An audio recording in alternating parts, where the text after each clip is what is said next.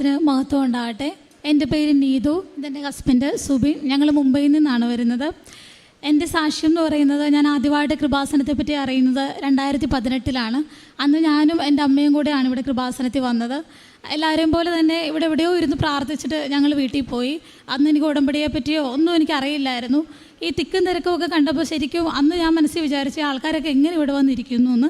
ആ ഒരു ചിന്തയിൽ ഞങ്ങളങ്ങനെ പോയി. എൻ്റെ അമ്മയുടെ വീട് ഇവിടെ അടുത്താണ്.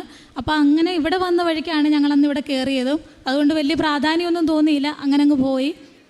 2019 ഞാൻ സൗദിയിലേക്ക് പോവുകയാണ്. ഞാൻ നേഴ്സാണ്. ഞങ്ങൾ വീട്ടിൽ 3 പെൺപിള്ളേരാണ്. ഒരുപാട് കടങ്ങളും ബുദ്ധിമുട്ടുകളും കൊണ്ടാണ് ചെറുപ്പം തൊട്ടേ വളർന്നത്. അപ്പം എല്ലാ പ്രതീക്ഷയും എൻ്റെ തലയിലായിരുന്നു, വീട്ടിലെ ഫുൾ ഉത്തരവാദിത്വം. അങ്ങനെ ഞാൻ 2019 എനിക്ക് സൗദി എംഒഎച്ച് കിട്ടി. ഞാൻ സൗദിയിലേക്ക് പോയി. അവിടെ ചെന്നപ്പോഴും എപ്പോഴും ഞാൻ ഓർക്കാറുണ്ട്, ചെറുപ്പം തൊട്ടേ സന്തോഷം എന്ന് പറയുന്നൊരു സാധനം ഉണ്ടായിട്ടില്ല. എപ്പോഴും ദുഃഖങ്ങളും പ്രയാസങ്ങളും, അല്ലെ എല്ലാവർക്കും നേരെ നടക്കേണ്ട കാര്യങ്ങൾ എൻ്റെ ജീവിതത്തിൽ എന്നെ ഒരുപാട് കരയിപ്പിക്കാതെ എനിക്കൊരു കാര്യവും ലഭിച്ചിട്ടില്ല. സൗദി ചെന്നപ്പോഴെങ്കിലും എല്ലാം മാറുമെന്ന് വിചാരിച്ചു. അവിടെ ചെന്നപ്പോഴും ഞാൻ ജോലി ചെയ്തത് സൗദി യമൻ്റെ ബോർഡറിലായിരുന്നു, നജ്റാൻ എന്ന് പറയുന്ന സ്ഥലത്താണ്. നല്ല ബുദ്ധിമുട്ടായിരുന്നു. 12 മണിക്കൂർ ഡ്യൂട്ടി, അതുപോലെ നൈറ്റ് ഓഫ് മാത്രം. നഴ്സുമാർക്കായിട്ടുള്ളവർക്ക് മനസ്സിലാവും. അപ്പോൾ ഈ നൈറ്റ് ഓഫ് മാത്രം കിട്ടിയിട്ട് നമുക്കൊന്ന് ഡ്രസ്സ് അലക്കാനോ ഒന്ന് ചൊവ്വേന്നേരം കുളിക്കാനോ പോലും ഉള്ളൊരു സമയമില്ല. പക്ഷെ ഇതൊന്നും വീട്ടിൽ പറയാൻ പറ്റാത്തൊരവസ്ഥയായിരുന്നു, കാരണം വീട്ടിലെ ബുദ്ധിമുട്ടുകളും പ്രയാസങ്ങളും കാരണം. അങ്ങനെ ഞാൻ അവിടെ പിടിച്ചു നിന്നു. ഒരു 3 വർഷം കഴിഞ്ഞ് ഞങ്ങളുടെ കല്യാണം ഫിക്സ് ചെയ്തു. ഒരു ഏപ്രിൽ മാസം കോവിഡിൻ്റെ സമയത്ത് 2021 ഞങ്ങളുടെ കല്യാണം. ആ സമയത്തും ഇതുപോലെ കല്യാണത്തിൻ്റെ കാര്യങ്ങളും എല്ലാം നടത്തേണ്ടത് ഞാനായിരുന്നു. അപ്പോൾ അതിൻ്റെ പ്രഷറും ടെൻഷനും എല്ലാം ആയിട്ട് ഇങ്ങനെ ഇരിക്കുന്ന സമയങ്ങളിലും കൃപാസനത്തിൻ്റെ സാക്ഷ്യങ്ങൾ ഞാൻ എപ്പോഴും കേൾക്കാറുണ്ടായിരുന്നു, പ്രാർത്ഥിക്കാറുണ്ടായിരുന്നു.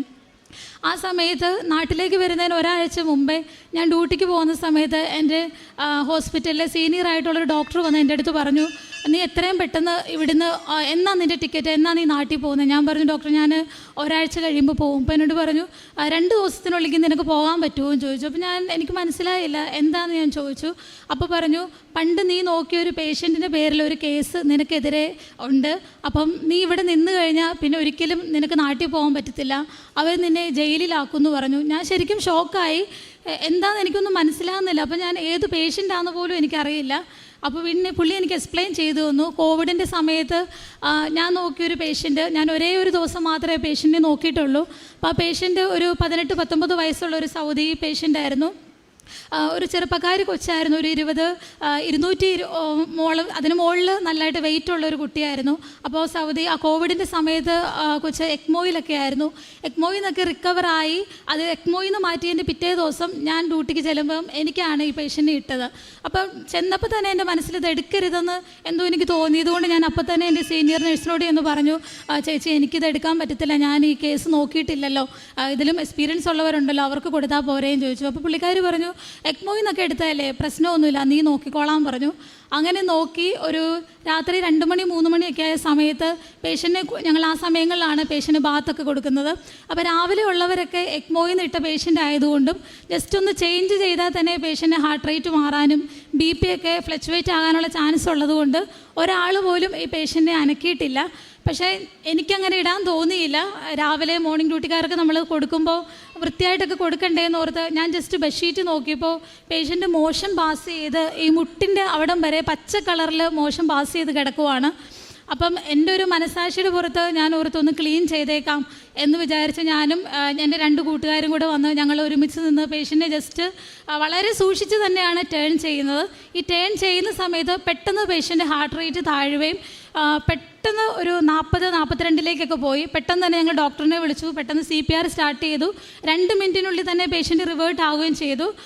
ഒരാഴ്ചക്കുള്ളിൽ പേഷ്യൻ്റ് ഹോസ്പിറ്റലിൽ നിന്ന് ഡിസ്ചാർജ് ആയി പോയി. വീൽ ചെയറിലാണ് പോയത്. പക്ഷേ ഈ ഇൻസിഡൻറ്റ് നടന്ന സമയത്ത് അന്ന് ഡ്യൂട്ടിയിലുണ്ടായിരുന്ന ഒരു ജൂനിയർ ഡോക്ടർ എനിക്കെതിരെ ഒരുപാട് ഒത്തിരി എല്ലാവരുടെ മുമ്പിൽ എന്നെ ഒരുപാട് ഇൻസൾട്ട് ചെയ്തു. ഇവർക്ക് എന്തിനാണ് പേഷ്യൻറ്റിനെ കൊടുത്തത്, ഇവർക്ക് നോക്കാൻ അറിയത്തില്ലെങ്കിൽ എന്നൊക്കെ പറഞ്ഞു. അപ്പോഴും ഞാൻ പറഞ്ഞു, ഡോക്ടറെ ഞാൻ ആദ്യമേ പറഞ്ഞതാണ് എനിക്കിങ്ങനെയുള്ള പേഷ്യൻറ്റിനെ നോക്കാൻ അറിയത്തില്ല. അപ്പോൾ പുള്ളിക്ക് ടെൻഷൻ സത്യം പറഞ്ഞു കഴിഞ്ഞാൽ ഈ എക്മോ നോക്കുന്ന ഒരു സീനിയർ ഡോക്ടറുണ്ട്. ഇങ്ങനെ ഈ പേഷ്യൻ്റ് എന്തെങ്കിലും സംഭവിച്ചു എന്ന് പറഞ്ഞാൽ അയാൾ ഒരുപാട് പ്രശ്നം ഉണ്ടാക്കും. അപ്പം അയാളെ ഫേസ് ചെയ്യാനുള്ള പേടി കാരണം ആ പ്രഷർ മൊത്തം ഇയാൾ എൻ്റെ മേലെ തീർത്തു. അങ്ങനെ എല്ലാ ICU നിൽക്കുന്ന എല്ലാ സ്റ്റാഫിൻ്റെ മുമ്പിൽ വെച്ച് എന്നെ ഒരുപാട് ചീത്ത പറഞ്ഞു. ഞാൻ ഒത്തിരി കരഞ്ഞു. അല്ലാതെ ഞാൻ മനഃപൂർവ്വം ഒരു തെറ്റും ഞാൻ ചെയ്തില്ല. ഞാൻ ആ പേഷ്യൻ്റ് ഒന്ന് വൃത്തിയായിട്ട് കിടത്താമെന്ന് ഓർത്ത് തിരിച്ചത് മാത്രമേ ഉള്ളൂ. പക്ഷേ ഞാൻ എപ്പോഴും ഈശോയോട് പറഞ്ഞു, കർത്താവേ ഞാനൊരു തെറ്റും ചെയ്തില്ലല്ലോ, ഞാനിതൊന്നും മാറ്റാൻ വേണ്ടി ശ്രമിച്ചതല്ലേ ഉള്ളൂ, എന്നിട്ട് എന്തിനാണ് എന്നെ ഇങ്ങനെ എല്ലാവരുടെ മുമ്പിൽ നാണം കെടുത്തിയെന്ന് വിചാരിച്ചു. പക്ഷെ ഞാൻ പ്രാർത്ഥിക്കുന്നുണ്ടായിരുന്നു. അങ്ങനെ ഈ ഒരു പ്രശ്നത്തിൻ്റെ പേരിലാണ് ഇയാൾ എന്നോട് പെട്ടെന്ന് നാട്ടിൽ പോകാൻ പറയുന്നത്. അപ്പം ഈ പേഷ്യൻ്റ് ഡിസ്ചാർജായി പോയിട്ട് ഒരു വർഷം കഴിയുന്നു. അപ്പം ഈ കാര്യമാണ് അന്നാ സംഭവിച്ച കാര്യം. ഞാൻ എന്നിട്ട് വീണ്ടും ഞാൻ പറഞ്ഞു, ഡോക്ടറെ എനിക്ക് ഒരാഴ്ച കൊണ്ട് നാട്ടിൽ പോകാൻ പറ്റത്തില്ല, കാരണം ഞാൻ ഓൾറെഡി ടിക്കറ്റ് എടുത്തു കഴിഞ്ഞു. അപ്പോൾ പുള്ളി പറഞ്ഞു, എനിക്കറിയില്ല, എന്തെങ്കിലും സംഭവിച്ചാൽ നീ ഇതിന് ഉത്തരവാദിത്വം വഹിക്കണം. അപ്പോൾ ഞാൻ പറഞ്ഞു, ഡോക്ടറെ ഞാൻ ഒറ്റയ്ക്കല്ലല്ലോ പേഷ്യൻറ്റിനെ നോക്കിയത്, എല്ലാവരും ഇല്ലായിരുന്നോ, ഞാനൊരു തെറ്റും ചെയ്തിട്ടില്ലല്ലോ. അപ്പോൾ പുള്ളി പറഞ്ഞു, അങ്ങനെയൊന്നും പറഞ്ഞാൽ പറ്റത്തില്ല, നിൻ്റെ സമയത്താണ് ഇത് സംഭവിച്ചതെന്ന് പറഞ്ഞു. അങ്ങനെ ഞാൻ പോയില്ല, ഞാൻ അവിടെ തന്നെ നിന്നു. ഒരാഴ്ച കഴിഞ്ഞ് ഞാൻ നാട്ടിലേക്ക് വന്നു. എൻ്റെ കല്യാണം കഴിഞ്ഞ് 2-3 ദിവസം കഴിയുമ്പോൾ എന്നെ വീണ്ടും പുള്ളി സൗദിയിൽ നിന്ന് വിളിച്ചിട്ട് പറഞ്ഞു, നീ ഒരിക്കലും തിരിച്ച് സൗദിയിലേക്ക് കയറി വരില്ലെന്ന് പറഞ്ഞു. ശരിക്കും ഞാൻ തകർന്നു പോയി. ഒന്നാമത്തെ കാരണം ഈ കല്യാണത്തിന് വേണ്ടി വാങ്ങിച്ചേക്കുന്ന കടങ്ങൾ, കൂട്ടുകാർക്ക് ഒരുപാട് പൈസ കൊടുക്കാനുണ്ട്, വീട്ടിലും എന്നെ മാത്രമാണ് ആശ്രയം. ഇപ്പം ഇതെല്ലാം കൂടെ കേട്ടിട്ട് എന്നോട് ഇനി തിരിച്ച് കയറി വരരുതെന്ന് പറഞ്ഞപ്പോൾ സത്യത്തിൽ എൻ്റെ മുമ്പിൽ ഫുള്ള് ബ്ലാങ്ക് ആയിപ്പോൾ. എന്ത് ചെയ്യണമെന്ന് എനിക്ക് അറിയത്തില്ലാത്ത അവസ്ഥയായിരുന്നു. ഇതൊന്നും എനിക്ക് ആരോടും പറയാനും പറ്റത്തില്ല. പക്ഷേ സാധാരണ ഞങ്ങൾക്കെതിരെ എന്തെങ്കിലും ഒരു പ്രശ്നം വന്നാൽ ഹോസ്പിറ്റലിൽ തന്നെ നമ്മളോട് പറയാറുണ്ട്. അപ്പം ഞാൻ ഈ ഡോക്ടറിനോട് ചോദിക്കുന്നുണ്ട്, ഡോക്ടറെ എൻ്റെ പേരിൽ ഇങ്ങനെ ഒരു പ്രശ്നം ഉണ്ടായിട്ട് എന്നോട് ഹോസ്പിറ്റലിൽ നിന്ന് ആരും പറഞ്ഞില്ലല്ലോ. അപ്പോൾ പുള്ളി എന്നോട് പറഞ്ഞു, നീ ഇതാരോടും പറയരുത്, പറഞ്ഞു കഴിഞ്ഞാൽ നിനക്കെതിരെ വേറെ പ്രശ്നങ്ങളുണ്ടാകും, ഞാൻ നിന്നെ സേവ് ചെയ്യാനാണ് നോക്കുന്നത്, നിനക്ക് എന്നെ വിശ്വാസമില്ലേന്ന് ചോദിച്ചു. അപ്പോൾ ഞാൻ ഓർത്തു, ശരിയായിരിക്കും, പുള്ളി ആരും അറിയാതെ എന്നെ സേവ് ചെയ്യുന്നതായിരിക്കും ആദ്യം ഞാൻ വിചാരിച്ചത്.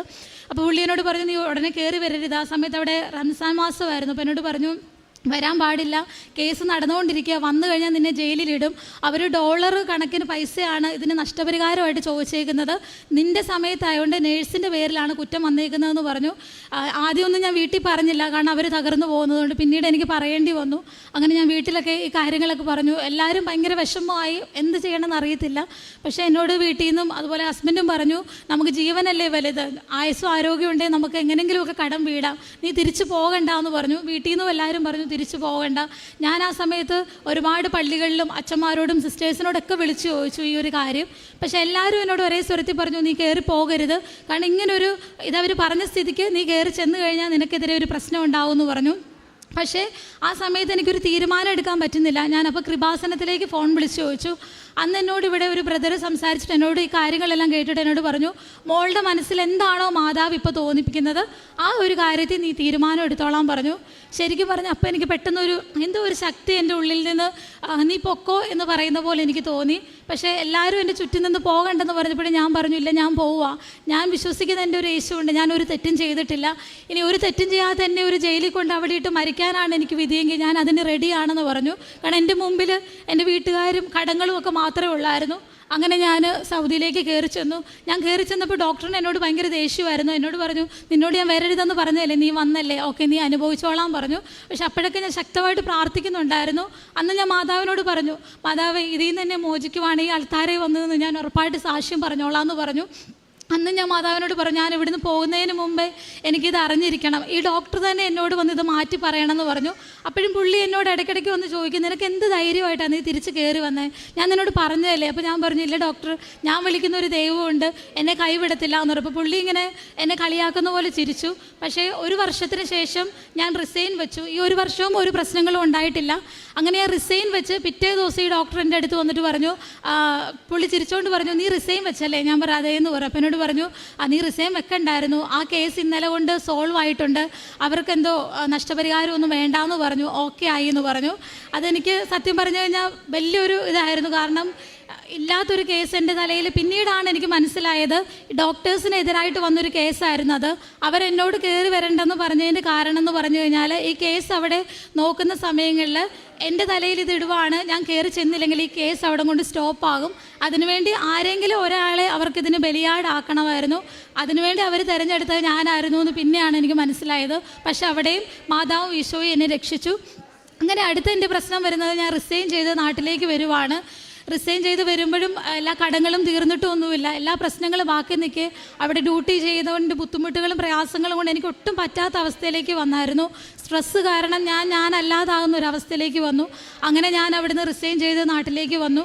നാട്ടിലന്ന് ഞങ്ങൾ മുംബൈയിലാണ് താമസിക്കുന്നത്. ഞാൻ മുംബൈ എയർപോർട്ടിലേക്കാണ് വരുന്ന വഴിയിലെല്ലാം ഞാൻ പ്രാർത്ഥിക്കുന്നുണ്ടായിരുന്നു, ഈശോയെ ഒരു മലയാളിയെ പോലും കാണുന്നില്ലല്ലോ എന്ന്. സത്യത്തിൽ ഇപ്പം ഞാൻ ഓർക്കും, ഞാൻ ചോദിച്ചു വാങ്ങിച്ച കുരിശാണോ എന്ന്. കാരണം ഒരു മലയാളിയെങ്കിലും തരണേ, എനിക്ക് വർത്തമാനം പറയാൻ ഞാൻ കുറേ നേരമായിട്ട് പ്രാർത്ഥിച്ചു.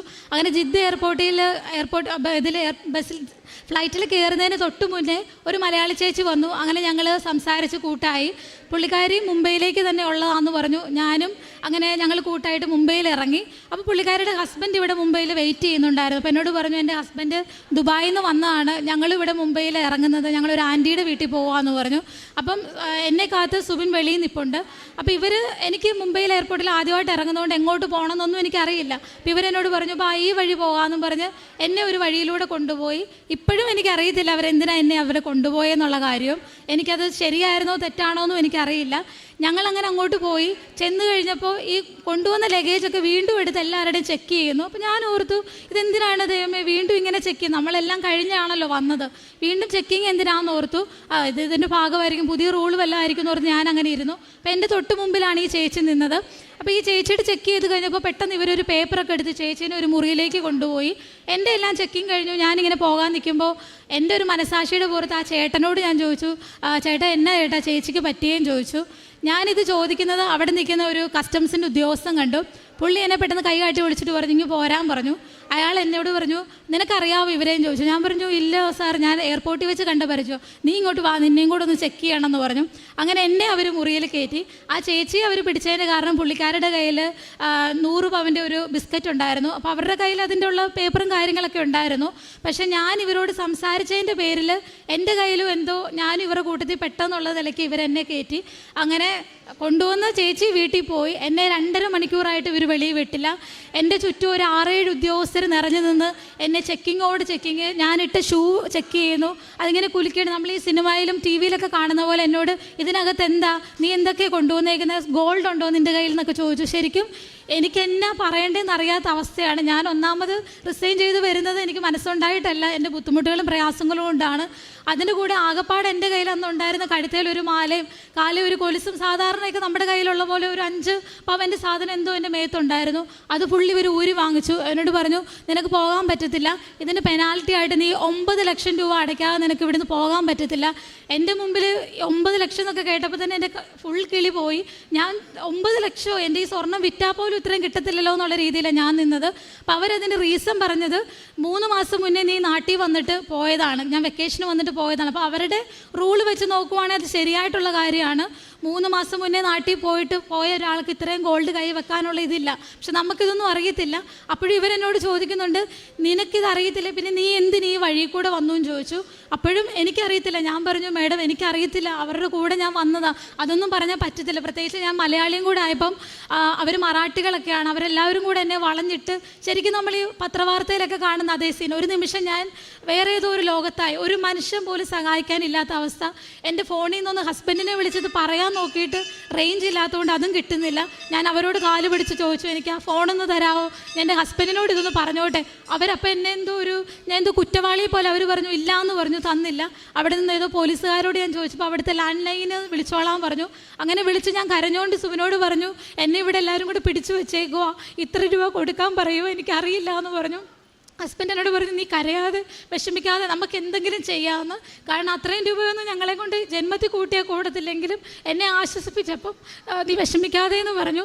അങ്ങനെ ഞാൻ അവിടെ നിന്നു. ആദ്യം ഞാൻ ഓർത്തൊന്ന് പ്രതികരിച്ച് നോക്കാം, അവർ വിടുവായിരിക്കുന്നു വിചാരിച്ച് ഞാൻ ചോദിച്ചു. ഞാൻ അവരെ ക്വസ്റ്റ്യൻ ചെയ്യാൻ ചോദിച്ചു, എന്ത് റൂൾസിലാണ് മാം എന്നെ ഇവിടെ പിടിച്ച് നിർത്തിയേക്കുന്നതെന്നൊക്കെ ഞാൻ ചോദിച്ചു. അപ്പോൾ അവരൊന്നും കൂടെ എന്നോട് റേസ് ചെയ്യാമെന്ന്. അപ്പോൾ എനിക്ക് മനസ്സിലായി പ്രതികരിച്ചിട്ടും കാര്യമില്ല എന്ന്. പിന്നെ ഞാൻ കരയാൻ തുടങ്ങി.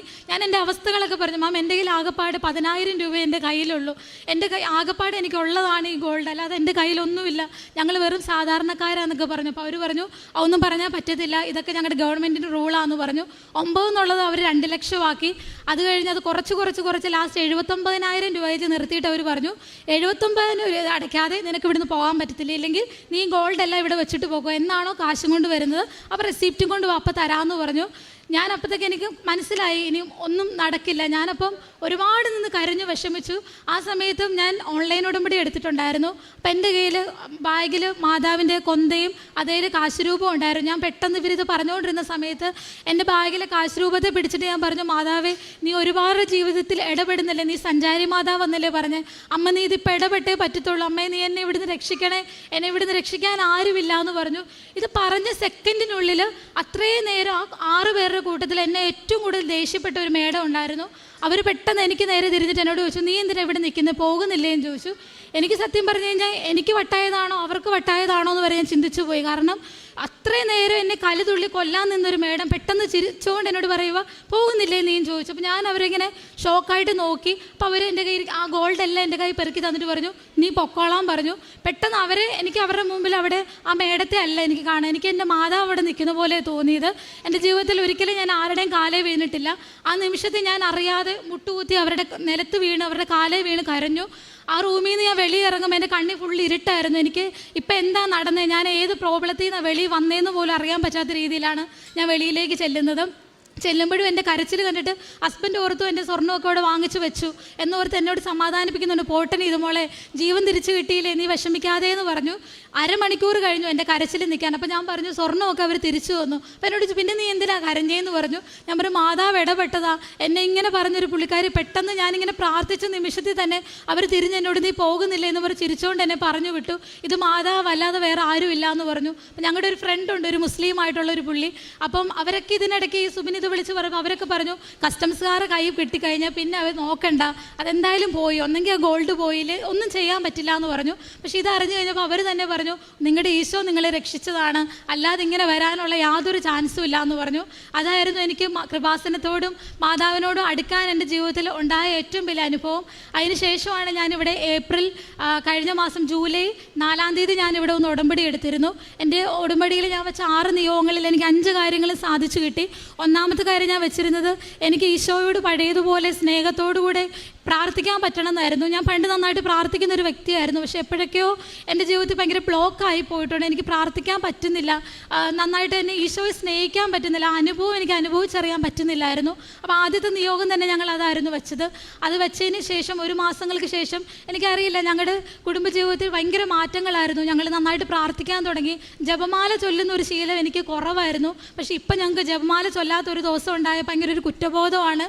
ഞങ്ങൾ രണ്ടുപേരും ഒരുപാട് പ്രാർത്ഥിക്കാൻ തുടങ്ങി. അതുപോലെ ഞങ്ങൾ ആദ്യം മുംബൈ താമസിച്ചിരുന്നത് ഞങ്ങളുടെ ജോലി സ്ഥലത്തു നിന്നും 1.5 കിലോമീറ്റർ 1.5 മണിക്കൂർ ദൂരെ ഒരു സ്ഥലത്തായിരുന്നു. അവിടെ അടുത്ത് പള്ളിയൊന്നും ഇല്ലായിരുന്നു. അതുകൊണ്ട് ഞായറാഴ്ച കുർബാനയ്ക്കൊന്നും പോകത്തില്ലായിരുന്നു. അപ്പോഴും ഞങ്ങൾ പറഞ്ഞു, ഈശോയെ നിനക്ക് ഞങ്ങളെ അങ്ങോട്ട് അടുപ്പിക്കണമെങ്കിൽ അടുത്തൊരു പള്ളി ഉള്ളിടത്തേക്ക് ഞങ്ങൾക്കൊരു സ്ഥലം തരണമെന്ന്. ഇവിടുന്ന് കൃപാസനത്തിൽ നിന്ന് ഉടമ്പടി എടുത്തു പോയി ഒരാഴ്ച കഴിഞ്ഞപ്പോഴാണ് ഞങ്ങളുടെ ഞങ്ങളുടെ കട ദാദർ എന്ന് പറയുന്ന സ്ഥലത്താണ്. അവിടുന്ന് 5 മിനിറ്റ് അപ്പുറം ഒരു റൂം ഞങ്ങൾക്ക് ശരിയായി എന്ന് പറഞ്ഞു.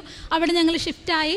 ഞങ്ങൾ ഇവിടെ വരുമ്പോഴും ഞങ്ങൾക്ക് അറിയത്തില്ല ഇവിടെ പള്ളിയുള്ള കാര്യമൊന്നും. അപ്പോൾ പള്ളി എവിടെയാണെന്ന് അന്വേഷിച്ച് നടന്നപ്പോഴാണ് അറിഞ്ഞത് ഞങ്ങളുടെ വീടിന് 2 മിനിറ്റ് അപ്പുറം നടക്കുന്നത് മലയാളി ചർച്ചാണ്.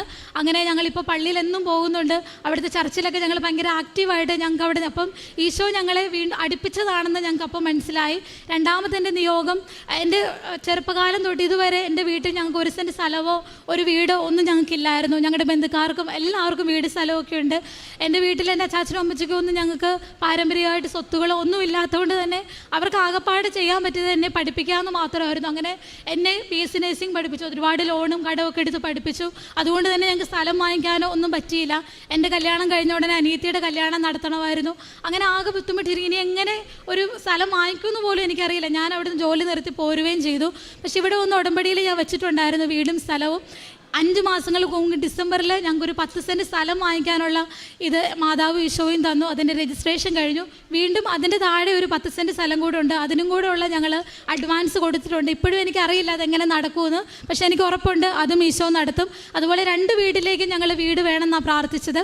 അപ്പോൾ എൻ്റെ ഹസ്ബൻഡിൻ്റെ വീട്ടിൽ ചേട്ടനൊക്കെ അവർ വാടക വീട്ടിലായിരുന്നു താമസിച്ചുകൊണ്ടിരുന്നത്. അപ്പോൾ പെട്ടെന്ന് അപ്രത്യക്ഷമായിട്ട് പള്ളിയിൽ നിന്ന് കുറേ പേർക്ക് വീട് കൊടുക്കുന്ന കൂട്ടത്തിൽ ചേട്ടായിയുടെ പേര് വരികയും ചേട്ടായിക്ക് അങ്ങനെ വീട് റെഡിയായി.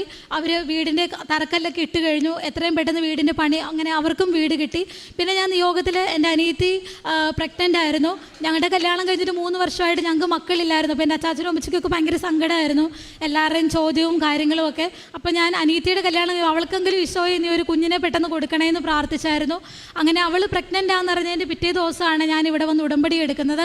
അങ്ങനെ ഇവിടുന്ന് പോയിട്ട് ഞാൻ ഉടമ്പടി തൈലമൊക്കെ എപ്പോഴും പ്രാർത്ഥിക്കുമായിരുന്നു അവൾക്ക് വേണ്ടി. 6-ാം മാസമായപ്പോൾ അവൾക്ക് ചിക്കൻ ബോക്സ് വന്നിരുന്നു. ആകെ ഞങ്ങൾക്ക് ഭയങ്കര ടെൻഷനായി, കുഞ്ഞിന് എന്തെങ്കിലും സംഭവിക്കുമോ എന്നൊക്കെ ഉള്ളൊരു ടെൻഷൻ ഉണ്ടായിരുന്നു. പക്ഷേ എന്ന് ഉടമ്പടി തൈലവും ഉപ്പും ഒക്കെ വെച്ച് ഞങ്ങൾ പ്രാർത്ഥിക്കുന്നുണ്ടായിരുന്നു. ഞാൻ സ്ഥിരമായിട്ട് ലൈറ്റ് ക്യാൻഡിൽ പ്രെയറിലൊക്കെ അവൾക്ക് വേണ്ടി പ്രാർത്ഥിക്കുമായിരുന്നു. അങ്ങനെ ഫെബ്രുവരി ആയപ്പോൾ അവൾക്ക് ഒരു പെൺകുഞ്ഞുണ്ടായി. സുഖമായിട്ടിരിക്കുന്ന, ഒരു കുഴപ്പങ്ങളും ഇല്ല. പിന്നെ ഞാൻ നിയോഗത്തിൽ വെച്ച കാര്യം 2 അമ്മമാർക്ക് ഒരുപാട് രോഗങ്ങളുണ്ടായിരുന്നു. അവരെല്ലാ രോഗങ്ങളിൽ നിന്ന് സംരക്ഷിക്കണേ എന്നുള്ളതായിരുന്നു. എൻ്റെ ഹസ്ബൻഡിൻ്റെ അമ്മയ്ക്ക് വയറ്റിൽ ട്യൂമറായിരുന്നു. അപ്പോൾ 2 പ്രാവശ്യത്തെ ട്യൂമറിൻ്റെ ഇതിൽ ഒരു ഓപ്പറേഷൻ കഴിഞ്ഞു. ഞങ്ങൾ ഉടമ്പടി എടുത്ത് 1 മാസം കഴിഞ്ഞപ്പോൾ വീണ്ടും ആ ട്യൂമർ ഒരു ഫുട്ബോൾ വലുപ്പത്തിലുണ്ടെന്ന് ഡോക്ടർ പറഞ്ഞു. വീണ്ടും ഒരു സർജറി ചെയ്യണമെന്ന് പറഞ്ഞു. അങ്ങനെ ഹോസ്പിറ്റലിലേക്ക് കൊണ്ടുപോയി ഡോക്ടേഴ്സും എല്ലാവരും പറഞ്ഞു ഇത് ക്യാൻസർ ആകാനാണ് ചാൻസ്, അതിനുള്ള എല്ലാ ലക്ഷണങ്ങളും ഉണ്ടെന്ന് പറഞ്ഞു. അമ്മയും മാനസികമായിട്ട് ക്യാൻസർ ആണെന്ന് തന്നെ മനസ്സുകൊണ്ട് അമ്മ ചിന്തിച്ചു തുടങ്ങി. കാരണം ചുറ്റുമുള്ളവരെല്ലാവരും പറഞ്ഞു ക്യാൻസർ ആണെന്ന്. അമ്മയുടെ മുടിയൊക്കെ പോകാൻ തുടങ്ങിയായിരുന്നു, ശരീരമൊക്കെ ആകെ ക്ഷീണിച്ചു. പക്ഷെ ഞാനും ഹസ്ബൻഡും ശക്തമായിട്ട് ഞങ്ങൾ പ്രാർത്ഥിച്ചു, ഒരിക്കലും ഒരു ക്യാൻസർ ആകില്ല, ഇതൊരു നോർമൽ ട്യൂമർ ആണെന്ന് പറയണം മാതാവേ, ഇതെല്ലാവരുടെയും മുമ്പിൽ ഒരു സാക്ഷ്യമായിരിക്കണം, പ്രാർത്ഥിച്ചാൽ മാറാത്ത കാര്യമില്ലെന്ന് എല്ലാവരും അറിയണം എന്ന് ഞങ്ങൾ പ്രാർത്ഥിച്ചു. അങ്ങനെ ബയോപ്സിയുടെ റിപ്പോർട്ട് വന്നപ്പോൾ അതൊരു നോർമൽ ട്യൂമർ ആയിരുന്നു. അങ്ങനെ അമ്മയും ആ ഒരു കാര്യത്തിൽ നിന്നൊക്കെ ഇതായി. അമ്മ ഇപ്പോൾ വളരെ സന്തോഷമായിട്ടിരിക്കുന്നു. പിന്നെ ഞങ്ങൾ ഉടമ്പടി വെച്ച വേറൊരു കാര്യം, ഞങ്ങൾ ദൈവമായിട്ട് കൂടുതൽ അടുക്കാൻ പറ്റി. ചെയ്തിരുന്നതെന്ന് പറഞ്ഞാൽ ഞങ്ങൾക്ക് ഉള്ള സമയങ്ങളിലല്ല, ഏറ്റവും കൂടുതൽ ബുദ്ധിമുട്ട് അനുഭവിക്കുമ്പോഴാണ് ഞങ്ങൾ കാരുണ്യപ്രവൃത്തികൾ ചെയ്തിട്ടുള്ളത്. ചില സമയങ്ങളിൽ ഒരു 100 രൂപ പോലും എടുക്കാൻ ബുദ്ധിമുട്ടുള്ള സമയത്തിൽ ഞങ്ങൾ ഇല്ലാത്ത പൈസ കടം വാങ്ങിച്ചിട്ട് ഞങ്ങൾ ഹോസ്പിറ്റൽ, ഞങ്ങളുടെ മുംബൈയിൽ ടാറ്റ എന്ന് പറയുന്നൊരു ഹോസ്പിറ്റലുണ്ട്, ക്യാൻസർ സെൻ്ററാണ്. അപ്പോൾ അതിൻ്റെ വെളിയിൽ ഒരുപാട് പേര് ഹോസ്പിറ്റലിൽ അഡ്മിറ്റ് ആകാൻ പറ്റാത്ത ഒരുപാട് പേര് വഴി സൈഡിൽ കിടപ്പുണ്ട്. അപ്പോൾ അവർക്കൊരു ദിവസം ഫുഡും കൊണ്ട് ഞങ്ങൾ പോയി. അവിടെ ചെന്നപ്പോൾ ഞങ്ങളുടെ കയ്യിലുള്ള പൈസയ്ക്ക് ഉള്ളത്രയും ഞങ്ങൾ വാങ്ങിച്ചുകൊണ്ട് പോയി. പക്ഷേ 2 മിനിറ്റ് കൊണ്ട് ഒരു വലിയൊരു തേനീച്ചക്കൂട്ടം വരുന്ന പോലെ എല്ലാവരും ഞങ്ങളുടെ കയ്യിൽ നിന്ന് എല്ലാം വാങ്ങിച്ച് 2 മിനിറ്റ് കൊണ്ട് എല്ലാം തീർന്നു. കുറേ പേര് ഞങ്ങളുടെ മുമ്പിൽ ഇങ്ങനെ കൈ നീട്ടി നിന്നു. എനിക്കത് സഹിക്കാൻ പറ്റുന്നതിനേക്കാൾ അപ്പുറമായിരുന്നു. ഞാൻ ഒരുപാട് അവിടെ നിന്ന് കരഞ്ഞു. ഞാൻ ഈശോയോട് പറഞ്ഞു, ഈശോയെ ഞങ്ങൾക്കിപ്പോൾ പൈസ ഒന്നും ഇല്ലാത്തതുകൊണ്ടല്ലേ, എന്തെങ്കിലും ഉള്ളൊരു സമയത്താണ് എനിക്ക് ഇത്രയും ആൾക്കാർക്കും ഭക്ഷണം കൊടുക്കാമായിരുന്നല്ലോ.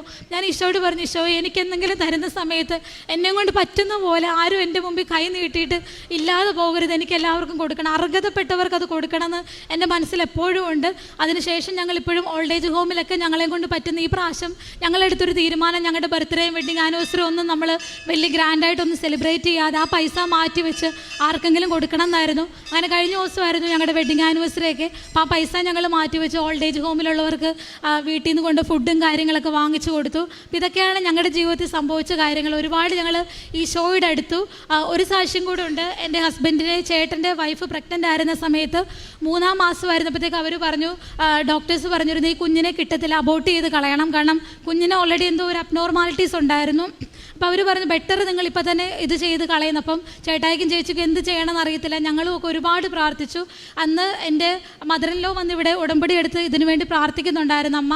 അതുപോലെ തന്നെ ഞങ്ങളും എന്നും പ്രാർത്ഥിക്കുന്നുണ്ടായിരുന്നു. ഞങ്ങളുടെ പ്രാർത്ഥനയിൽ എല്ലാ ദിവസവും കുഞ്ഞിനെയും കൊണ്ട് ഇവിടെ വന്ന് സാക്ഷ്യം പറയണമെന്നാണ് ഞങ്ങൾ പ്രാർത്ഥിച്ചിരുന്നത്. അവരെത്രയും പെട്ടെന്ന് വരും. അതിനു മുമ്പ് ഞങ്ങൾ പറയുവാണ്, കാരണം ഞങ്ങൾ ഒരുപാട് കുഞ്ഞിന് വേണ്ടി പ്രാർത്ഥിച്ചിട്ടുള്ളതാണ്. അപ്പോൾ എല്ലാവരും പറഞ്ഞു കുഞ്ഞിനെ കളഞ്ഞേക്ക്, നിങ്ങൾ എന്തിനാ ഇത്രയും വലിയൊരു ബുദ്ധിമുട്ട്. ഡോക്ടേഴ്സ് എല്ലാവരും ആവർത്തിച്ച് പറഞ്ഞു ഞങ്ങൾക്ക് ഒരു ഉത്തരവാദിത്വമില്ല, ജനിക്കുന്ന കുഞ്ഞിന് എന്തായാലും ഒരു ന്യൂറോളജിക്കൽ പ്രോബ്ലം കാണും, ഇല്ലെങ്കിൽ അങ്ങനത്തെ ഒരു പ്രശ്നം ഉണ്ടാകും, ഡൗൺ സിൻഡ്രോം അങ്ങനെ എന്തെങ്കിലും കാണുന്നവർ ഉറപ്പിച്ച് പറഞ്ഞു. പക്ഷേ ഞങ്ങളുടെ തീരുമാനത്തിൽ തന്നെ മുന്നോട്ട് പോയി. ഉടമ്പടി തൈലം വെച്ച് അമ്മ എന്നും വയറ്റിൽ കുരിശ് വരച്ച് ചേച്ചിക്ക് പ്രാർത്ഥിക്കുന്നുണ്ടായിരുന്നു. ഡെലിവറിക്ക് കയറുന്നതിന് മുമ്പും ഓരോ സ്കാനിങ്ങിന് മുമ്പും ഒക്കെ ഞങ്ങൾ പ്രാർത്ഥിക്കുന്നുണ്ടായിരുന്നു. അതിൻ്റെ ഫലമായിട്ട് കുഞ്ഞുണ്ടായി. അവനെ ലൂക്കാച്ചൻ എന്നാണ് വിളിക്കുന്നത്. ഒരു കുഴപ്പമില്ലാത്ത ആരോഗ്യവാനായ ഒരു കുഞ്ഞിനാണ് ചേച്ചി ജന്മം നൽകിയത്.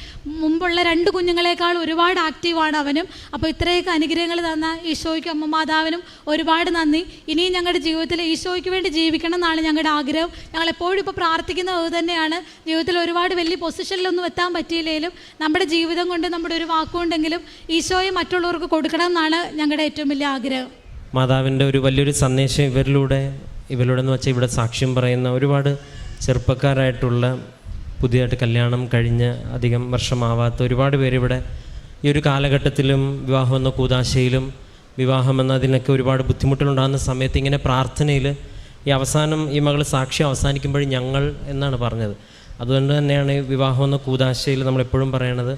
ആ വാക്കത് അത് സാക്ഷ്യം പറയുമ്പോൾ വരുന്ന വാക്കല്ല, അത് സ്വാഭാവികമായിട്ടും പ്രാർത്ഥനയിലായിരിക്കുന്നവർ പറയുമ്പം വരുന്നൊരു വാക്കാണ്. അപ്പം ഞങ്ങൾ ഒരുമിച്ച് ഇനി തൊട്ട് കർത്താവിന് വേണ്ടി ജീവിക്കാൻ തുടങ്ങുമെന്ന് ഈ ഒരു കാലഘട്ടത്തിൽ പുതിയൊരു തലമുറ വ്യക്തമായ അനുഭവത്തിലൂടെ, അല്ലാതെ വെറുതെ ഒരു പള്ളിയിൽ നമ്മൾ ചിലപക്ഷേ ധ്യാനം അറിയാതെ വെറുതെ ഒരു പ്രതിജ്ഞ ചൊല്ലുന്ന കണക്കല്ലല്ലോ, വ്യക്തമായിട്ട് പറഞ്ഞിട്ടുണ്ട്. മാതാവിൻ്റെ ഒരു ഇടപെടലിൻ്റെ വ്യക്തമായിട്ടുള്ള സാഹചര്യങ്ങളും അതിൽ മാതാവ് ഇടപെട്ട വിധവും, ഒപ്പം മറ്റുള്ളവർക്ക് വേണ്ടി പ്രാർത്ഥിച്ചപ്പോൾ ഇടപെട്ട വിധവും എല്ലാം, അപ്പം നല്ല സോളിഡായിട്ടുള്ളൊരു വിശ്വാസത്തിൻ്റെ ബോധ്യത്തിലാണ് നിൽക്കുന്നത്.